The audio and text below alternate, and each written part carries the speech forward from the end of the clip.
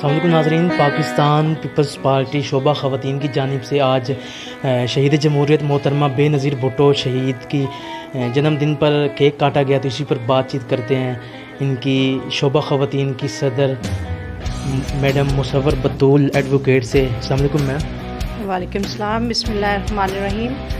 21 जून बेनज़ीर भुट्टो साहिबा की सालगिरह का दिन आज खानेवाल की ख़वातीन ने बेहद जोश व खरोश से मनाया। सबसे पहले हमने बेनज़ीर भुट्टो साहिबा के साले सवाब के लिए कुरान खानी की और फिर केक काटा गया।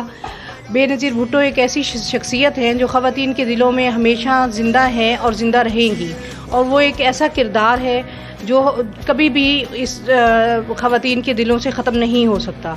जिए भुट्टो, यारे भुट्टो।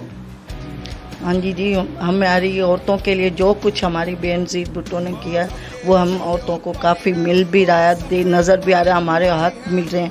पहले औरतों को पूछा नहीं जा रहा था, इज़्ज़त नहीं दी जा रही थी, ये इनकी वजह से हमें इज़्ज़त दी गई है। हम इनको नहीं दे जियो भुट्टो जी, इनका यही कहना है कि जिए भुट्टो। कैमरामैन मेहताब हुसैन के साथ मोहम्मद आसिफ चौधरी, खानेवाल, सिटी न्यूज़।